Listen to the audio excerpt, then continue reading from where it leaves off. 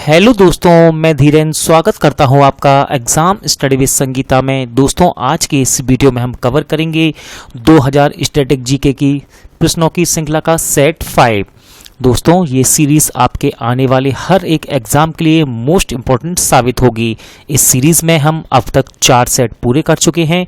यदि आपने उन सेटों को नहीं लगाया है तो आप प्लेलिस्ट में जाकर लगा सकते हैं। सारे ही क्वेश्चन मैं आपके लिए इंपॉर्टेंट और मोस्ट इंपॉर्टेंट लेकर आता हूं। दोस्तों, यदि आपको ये वीडियो अच्छा लगे, हेल्पफुल लगे तो प्लीज़ वीडियो को लाइक और शेयर जरूर कीजिएगा। और यदि अब तक आपने हमारे चैनल को सब्सक्राइब नहीं किया है तो प्लीज़ चैनल को सब्सक्राइब जरूर कीजिएगा, जिससे कि आपको मेरे आने वाले नए वीडियो का नोटिफिकेशन टाइम पर मिलता रहे। चलिए दोस्तों, हम अपनी क्लास शुरू करते हैं। Question number 1, most important question दोस्तों। प्रवासी भारतीय केंद्र का नाम बदलकर क्या रखा गया है? इसका सही आंसर है दोस्तों सुषमा स्वराज भवन, यानी कि option A. Most important question दोस्तों, याद रखिएगा। भारत सरकार ने प्रवासी भारतीय केंद्र का नाम बदलकर हमारी पूर्व विदेश मंत्री सुषमा स्वराज के नाम पर रखा है। दोस्तों, अब इसका नया नाम क्या है? तो इसका अब नया नाम रखा गया है सुषमा स्वराज भवन। और दोस्तों, आपको याद रखना है, साथ ही साथ विदेशी सेवा संस्थान का नाम बदलकर सुषमा स्वराज विदेश संस्थान कर दिया गया है। मोस्ट इंपॉर्टेंट फैक्ट है ये दोस्तों, याद रखिएगा। विदेशी सेवा संस्थान का नाम बदलकर सुषमा स्वराज विदेश संस्थान कर दिया गया है। अगला क्वेश्चन देखते हैं। क्वेश्चन नंबर 2, मैनरहीन रेखा किन देशों के बीच स्थित है? इसका सही आंसर है दोस्तों रूस व फिनलैंड, यानी कि ऑप्शन बी। तो याद रखिएगा, मैनरहीन रेखा रूस व फिनलैंड के बीच स्थित है। दोस्तों, ऑप्शन में आपको कुछ देशों के नाम नजर आ रहे होंगे, तो जरा हम इन्हें भी डिस्कस कर लेते हैं। मैनरहीन तो दोस्तों मैं आपको कवर करा चुका हूं। मैनरहीन है रूस व फिनलैंड के बीच। याद रखिएगा, 2 रेखाएं जो कि एग्जाम में कई बार पूछी गई हैं। तो पहली है दोस्तों हिडनबर्ग रेखा। याद रखिएगा, हिडनबर्ग रेखा ये जर्मनी व पोलैंड के बीच स्थित है। और दूसरी है दोस्तों सीज-फ्रायड रेखा, ये फ्रांस एवं जर्मनी के बीच स्थित है। तो आप इन्हें भी याद रखिएगा। अगला क्वेश्चन देख लेते हैं। अटलांटिक महासागर तैर के पार करने वाली पहली बधिर व्यक्ति कौन बनी है? इंपॉर्टेंट क्वेश्चन है दोस्तों, और इसका सही आंसर है ओब्रायन, यानी कि ऑप्शन सी। तो याद रखिएगा, अटलांटिक महासागर तैरकर पार करने वाली पहली बधिर व्यक्ति बनी है ओब्रायन। दोस्तों, अब आपके माइंड में जरूर आएगा कि बधिर क्या होता है। तो याद रखिएगा, बधिर का अर्थ है मतलब कि जो व्यक्ति सुन नहीं पाता है उसे कहते हैं बधिर। याद रखिएगा, ओब्रायन ये 60 वर्ष की हैं और इन्होंने 3000 मील की दूरी को पार किया है। इजराइल की संसद किस नाम से जानी जाती है? इसका सही आंसर है दोस्तों द नेसेट, यानी कि ऑप्शन डी। याद रखिएगा, इजराइल की संसद को द नेसेट के नाम से जाना जाता है। दोस्तों, याद रखिएगा, ऑप्शन ए में है जातीय संसद। याद रखिएगा, जातीय संसद बांग्लादेश की संसद का नाम है। ऑप्शन बी राष्ट्रीय पंचायत ये है दोस्तों नेपाल की संसद। और ऑप्शन सी में है दोस्तों अफगानिस्तान। याद रखिएगा,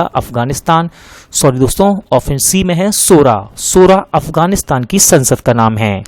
दोस्तों, आप इसका स्क्रीनशॉट कर सकते हैं। जातीय संसद बांग्लादेश, राष्ट्रीय पंचायत नेपाल और सोरा अफगानिस्तान।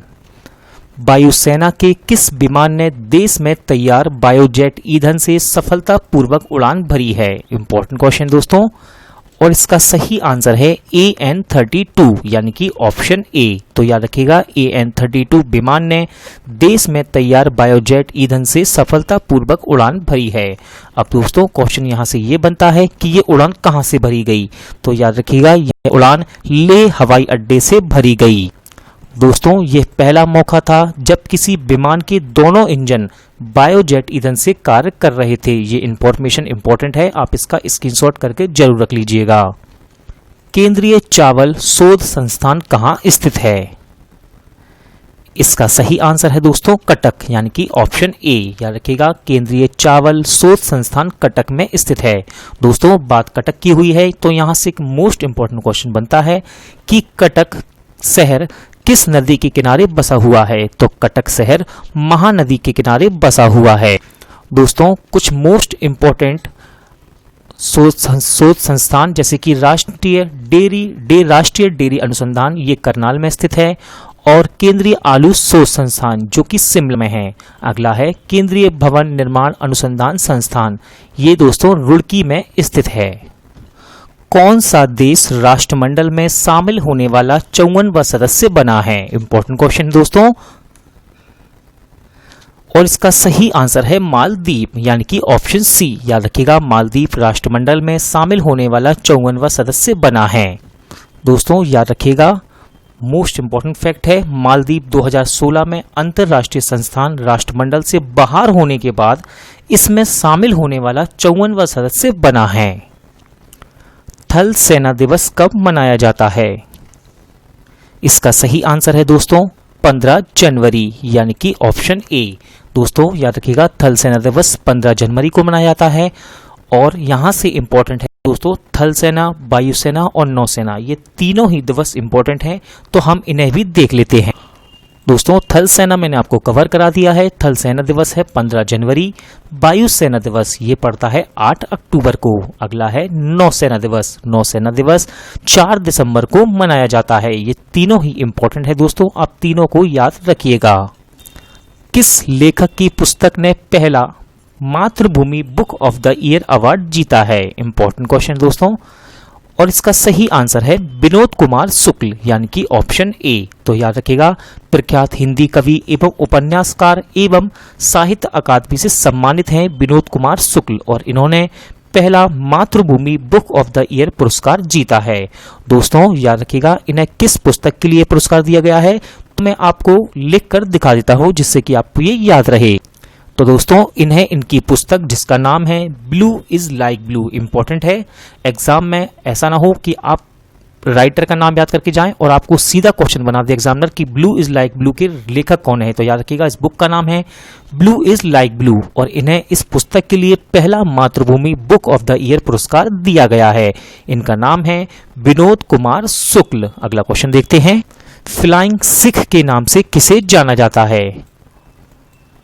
एग्जाम में दोस्तों खिलाड़ियों के उपनाम कई बार पूछे गए हैं, इसलिए क्वेश्चन इंपॉर्टेंट है, और इसका सही आंसर है दोस्तों ऑप्शन सी, यानी कि मिल्खा सिंह। याद रखिएगा, मिल्खा सिंह को फ्लाइंग सिख के नाम से जाना जाता है। दोस्तों ऑप्शन में आपको नजर आ रहे होंगे हरभजन सिंह, तो याद रखिएगा, भारतीय पूर्व स्पिनर हरभजन सिंह को टर्वनेटर के नाम से जाना जाता है। अगला नाम है भगत सिंह। दोस्तों शहीद भगत सिंह को, यानी कि शहीद भगत सिंह का एग्जाम में मूल नाम पूछा गया है, तो इनका मूल नाम था भगवान। क्या था दोस्तों? भगवान। अगला ऑप्शन है कपिल देव। याद रखिएगा, कपिल देव को हरियाणा हरिकेन के नाम से जाना जाता है। मोस्ट इंपॉर्टेंट क्वेश्चन दोस्तों, प्रसिद्ध उपन्यास जिसका नाम है पहला गिरिमिटिया के लेखक कौन है? इसका सही आंसर है दोस्तों गिरिराज किशोर, यानी कि option B. Most important question है दोस्तों, इसकी हम इंपॉर्टेंट डिटेल भी कवर कर लेते हैं। तो फ्रेंड्स याद रखिएगा, गिरिराज किशोर हिंदी उपन्यासकार और पद्मश्री से सम्मानित थे, और याद रखिएगा फरवरी 2020 में इनका निधन हो गया है। अब ये क्वेश्चन इंपॉर्टेंट क्यों है, तो याद रखिएगा, इनका जो उपन्यास है जो हमने कवर किया है पहला गिरिमिटिया, ये उपन्यास इसलिए प्रसिद्ध है क्योंकि इसमें महात्मा गांधी द्वारा दक्षिण अफ्रीका में बिताए गए समय पर यह आधारित है, इसलिए क्वेश्चन मोस्ट इंपॉर्टेंट हो जाता है। अगला क्वेश्चन देखते हैं, ऑस्ट्रिया की राजधानी क्या है? इसका सही आंसर है दोस्तों बियाना, यानी कि ऑप्शन डी। तो याद रखिएगा, ऑस्ट्रिया की राजधानी है बियाना। दोस्तों ऑप्शन में इन्हें भी हम कवर कर लेते हैं, तो बुडापेस्ट। याद रखिएगा, बुडापेस्ट ये हंगरी की राजधानी है। किसकी? हंगरी की। अगला है हेलसिंकी। दोस्तों हेलसिंकी ये फिनलैंड की राजधानी है। कहाँ की? फिनलैंड की। ऑप्शन सी में है कोपनहेगन। कोपनहेगन दोस्तों डेनमार्क की राजधानी है। ये चार ही राजधानियां इंपॉर्टेंट है, आप इन्हें याद रखिएगा। अगला क्वेश्चन कर लेते हैं, बनवेव किस देश की स्टार्टअप कंपनी है? इसका सही आंसर है दोस्तों ब्रिटेन, यानी कि ऑप्शन ए। तो याद रखिएगा, बनवेव ये है ब्रिटेन की कंपनी। अब ये क्वेश्चन इंपॉर्टेंट क्यों है दोस्तों, तो याद रखिएगा, ब्रिटेन की स्टार्टअप कंपनी बनवेव ने फरवरी 2020 में एक साथ 34 उपग्रह लॉन्च किए हैं। इस कंपनी ने कजाकिस्तान के बेकानूर पोर्ट से इन्हें लॉन्च किया। और याद रखिएगा, यहाँ से मोस्ट इंपॉर्टेंट है कि बनवेव का मुख्यालय कहाँ है, तो बनवेव का मुख्यालय है लंदन में। इटली सरकार की रिपोर्ट किस नाम से जानी जाती है? इसका सही आंसर है दोस्तों ग्रीन बुक यानी कि ऑप्शन डी। तो याद रखिएगा ग्रीन बुक इटली सरकार की रिपोर्ट है। लाल रेमश्यामी का संबंध किस खेल से है? इसका सही आंसर है दोस्तों हॉकी यानी कि ऑप्शन सी। तो याद रखिएगा लाल रेमश्यामी इनका संबंध है हॉकी से। दोस्तों लाल रेमश्यामी ये मिजोरम से बिलोंग करती हैं। कहाँ से? ये मिजोरम राज्य से बिलोंग करती हैं। इंपॉर्टेंट है क्वेश्चन। लाल रेमश्यामी को अंतर्राष्ट्रीय हॉकी महासंघ ने वर्ष 2019 का FIH की women rising star of the year चुना गया है और यह पुरस्कार की घोषणा 2020 में की गई। दोस्तों FIH इंपॉर्टेंट है। FIH का फुल फॉर्म है international hockey federation. Bhilai steel plant किस देश की सहायता से लगाया गया? इसका सही आंसर है दोस्तों रूस यानी कि ऑप्शन सी। तो याद रखिएगा भिलाई स्टील प्लांट ये लगाया गया है रूस की सहायता से। दोस्तों एग्जाम में स्टील प्लांट और विदेशी सहायता से प्रमुख लगाए स्थापित कारखाने पूछे गए हैं, तो हम जरा उन्हें भी डिस्कस कर लेते हैं। तो पहला है दोस्तों राउरकेला स्टील प्लांट, याद रखिएगा ये उड़ीसा में स्थित है और ये जर्मनी की सहायता से लगाया गया। अगला है दुर्गापुर स्टील प्लांट, दोस्तों ये पश्चिम बंगाल में है और ये लगाया गया है ब्रिटेन की सहायता से। नेक्स्ट है बोकारो स्टील प्लांट जो कि झारखंड में स्थित है और ये रूस की सहायता से लगाया गया। अगला है भिलाई स्टील प्लांट जो कि छत्तीसगढ़ में है दोस्तों और इसे रूस की सहायता से लगाया गया। अगला क्वेश्चन देखते हैं, मोस्ट इंपॉर्टेंट क्वेश्चन दोस्तों, उड़ान। उड़ान का फुल फॉर्म क्या है? इसका सही आंसर है दोस्तों उड़े देश का आम नागरिक, यानी कि ऑप्शन बी। काफी इंपॉर्टेंट क्वेश्चन है, आप इसे याद रखिएगा। उड़ान का फुल फॉर्म है उड़े देश का आम नागरिक। स्टैच्यू ऑफ यूनिटी का अनावरण कब किया गया? इसका सही आंसर है दोस्तों 31 अक्टूबर 2018, यानी कि ऑप्शन बी। दोस्तों मैं आपको हर सेट में स्टैच्यू ऑफ यूनिटी के बारे में क्वेश्चन जरूर कवर कराता हूं अलग अलग तरह से और इसकी डिटेल भी बताता हूं क्योंकि ये मोस्ट इंपॉर्टेंट टॉपिक है। तो याद रखिएगा स्टैच्यू ऑफ यूनिटी स्वतंत्र भारत के पहले गृह मंत्री सरदार वल्लभ भाई पटेल की प्रतिमा है। इसकी ऊंचाई है दोस्तों 182 मीटर, यानी कि 597 फीट। याद रखिएगा स्टैच्यू ऑफ यूनिटी ये गुजरात में स्थित है और यह विश्व का सबसे ऊंची प्रतिमा है। इसके वास्तुकार हैं दोस्तों राम बी सुतार। आदित्य मेहता और विद्या पिल्लई का संबंध किस खेल से है? दोस्तों याद रखिएगा आदित्य मेहता ये पुरुष हैं और विद्या पिल्लई ये महिला हैं और इनका संबंध है स्नूकर से, यानी कि ऑप्शन डी। बिरजू महाराज का संबंध किस नृत्य से है?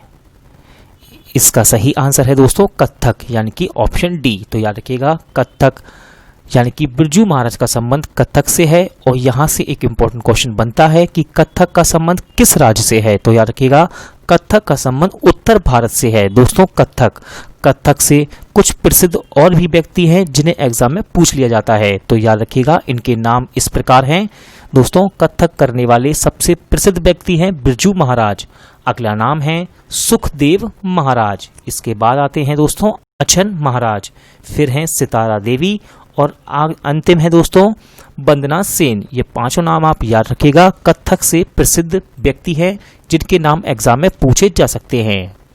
मजहब नहीं सिखाता आपस में बैर रखना, यह पंक्ति किस रचनाकार ने अपनी उर्दू रचना में लिखी थी? इंपॉर्टेंट क्वेश्चन है दोस्तों और इसका सही आंसर है मोहम्मद इकबाल, यानी कि ऑप्शन बी। इस तरह के क्वेश्चन बहुत रेयर क्वेश्चन होते हैं और एग्जाम में कम दिखाई देते हैं, लेकिन दोस्तों जब ये क्वेश्चन आते हैं तो बच्चे इन्हें कर नहीं पाते, क्योंकि मोहम्मद इकबाल आप इन्हें जानते हैं ये बहुत ही प्रसिद्ध उर्दू के रचनाकार हैं, इसलिए इनकी ये लाइन आप जरूर याद रखिएगा। अगला क्वेश्चन देखते हैं, लिब्राहन आयोग का संबंध है, यानी कि लिब्राहन आयोग का संबंध किस से है?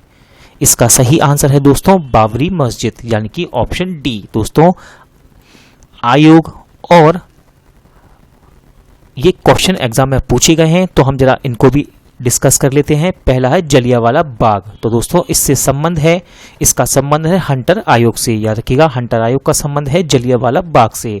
अगला है गोधरा कांड, दोस्तों इसका आयोग है नानावती आयोग, याद रखिएगा नानावती आयोग का संबंध है गोधरा कांड से। अगला है मुंबई दंगा और इस आयोग का नाम है श्री कृष्ण आयोग, तो श्री कृष्ण आयोग का संबंध है मुंबई दंगा से। दोस्तों आप इसका स्क्रीनशॉट कर सकते हैं। हंटर आयोग जलियांवाला बाग से, नानावती आयोग गोधरा कांड से और श्री कृष्ण आयोग मुंबई दंगा से। किस नाटककार ने ययाति, तुगलक और हाय बदन और the dreams of Tipu Sultan जैसे नाटक लिखे हैं? इसका सही आंसर है दोस्तों गिरीश कर्नाड, यानी कि ऑप्शन डी। सिग्नेचर ब्रिज की चौड़ाई कितनी है? दोस्तों इंपॉर्टेंट क्वेश्चन है, मैंने हर एक सेट में इस टॉपिक से क्वेश्चन जरूर रखा है और इसका सही आंसर है 35.2 मीटर, यानी कि ऑप्शन सी। तो हम जरा सिग्नेचर ब्रिज को भी कवर कर लेते हैं। तो दोस्तों सिग्नेचर ब्रिज ये दिल्ली का पहला रज्जुकर्षण ब्रिज है। यह दिल्ली और उत्तर प्रदेश के औद्योगिक क्षेत्र गाजियाबाद स्थित ट्रॉनिक सिटी को जोड़ता है। इसकी चौड़ाई है दोस्तों 35.2 मीटर, यानी कि 115 फीट और लंबाई इसकी है दोस्तों लगभग में 575 मीटर। महाभारत के पात्रों में से कौन अर्जुन का वंशज नहीं था? इसका सही आंसर है दोस्तों प्रीति विंध्य, प्रीति बिंदे, यानी कि ऑप्शन सी। अगला क्वेश्चन देखते हैं। स्टैच्यू ऑफ यूनिटी किस कंपनी द्वारा बनाई गई? दोस्तों इसकी डिटेल में आपको कुछ देर पहले कवर करा चुका हूं और इसका सही आंसर है लार्सन एंड टूब्रो, यानी कि ऑप्शन बी। इंपॉर्टेंट कंपनी है दोस्तों, याद रखिएगा इसे L&T के नाम से भी जाना जाता है। दोस्तों इंपॉर्टेंट क्यों है तो याद रखिएगा लार्सन एंड टूब्रो कंपनी को अभी हाल ही में अयोध्या में राम मंदिर बनाने की जिम्मेदारी सौंपी गई है, इसलिए ये कंपनी मोस्ट इंपॉर्टेंट है आपके आने वाले हर एक एग्जाम के लिए। मोस्ट इंपॉर्टेंट क्वेश्चन, मार्च 2019 में जस्टिस पिनाकी चंद्र घोष भारत में कौन सा पद ग्रहण करने वाले पहले व्यक्ति बने? दोस्तों इंपॉर्टेंट क्वेश्चन है, पहले व्यक्ति बने।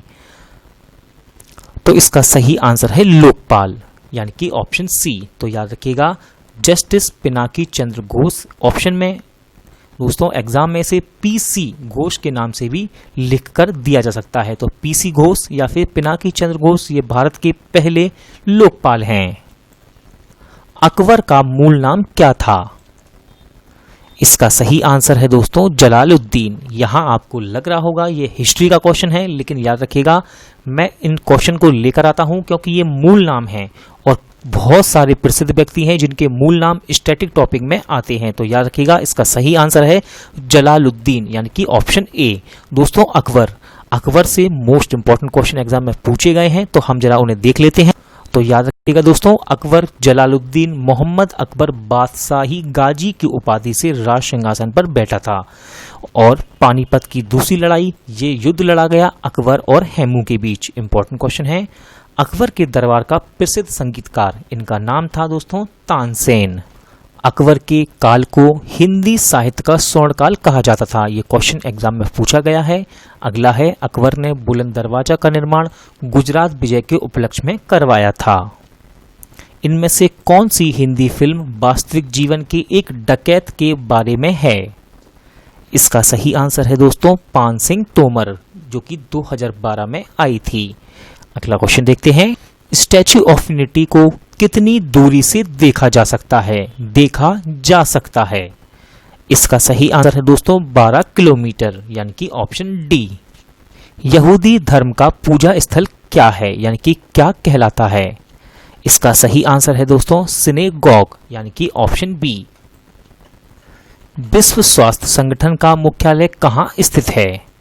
इसका सही आंसर है दोस्तों जेनेवा, यानी कि ऑप्शन ए।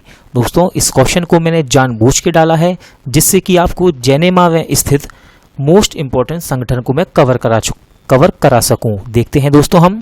तो याद रखिएगा जेनेवा में स्थित है ये प्रमुख संगठन। पहला है रेड क्रॉस, अगला है दोस्तों विश्व व्यापार संगठन, तीसरा है यूरोपियन ऊर्जा आयोग, चौथा है संयुक्त राष्ट्र शरणार्थी उच्चायोग, फिर है अंतर्राष्ट्रीय श्रम संगठन जिसे हम ILO के नाम से जानते हैं।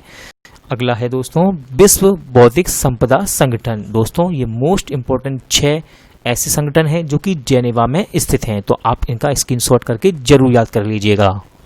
अश्विनी बोपन्ना का संबंध किस खेल से है? इसका सही आंसर है दोस्तों बैडमिंटन, यानी कि ऑप्शन सी। इंपॉर्टेंट क्वेश्चन है, याद रखिएगा। अश्विनी बोपन्ना का संबंध बैडमिंटन से है। साक्षी मलिक किस राज्य से हैं? इसका सही आंसर है दोस्तों हरियाणा, यानी कि ऑप्शन बी। याद रखिएगा, साक्षी मलिक भारतीय महिला फ्री स्टाइल पहलवान हैं। याद रखिएगा, साक्षी मलिक भारतीय महिला फ्री स्टाइल पहलवान हैं। आगरा एयरपोर्ट का नया नाम क्या रखा गया है? इसका सही आंसर हो जाएगा दोस्तों पंडित दीनदयाल उपाध्याय एयरपोर्ट, यानी कि ऑप्शन ए। रंगोली बिहू किस राज्य का उत्सव है?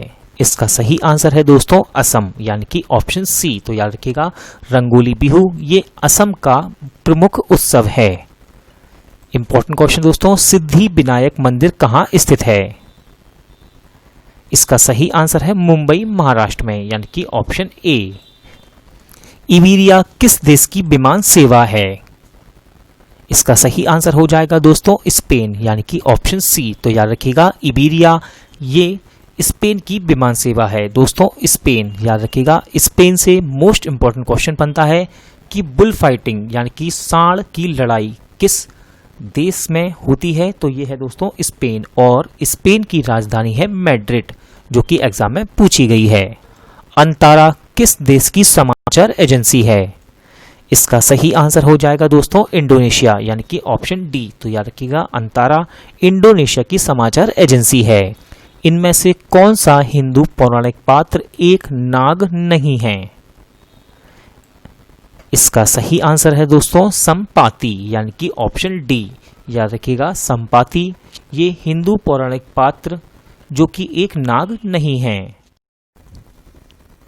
दोस्तों आपके लिए एक मोस्ट इम्पॉर्टेंट इंफॉर्मेशन, आप किसी भी एग्जाम की तैयारी कर रहे हैं और अगर आपको स्टैटिक जीके की ज़रूरत है तो मैंने 1000 स्टैटिक जीके का यानी कि 1000 स्टैटिक जीके क्वेश्चन का एक वीडियो अपलोड किया है, जिसमें मैंने लगभग 52 टॉपिक कवर किए हैं जो कि हर एक एग्जाम के इम्पोर्टेंट होते हैं। आप उसे प्लेलिस्ट में जाकर देख सकते हैं और साथ ही साथ मैं उस वीडियो का लिंक डिस्क्रिप्शन बॉक्स में भी डाल दूंगा।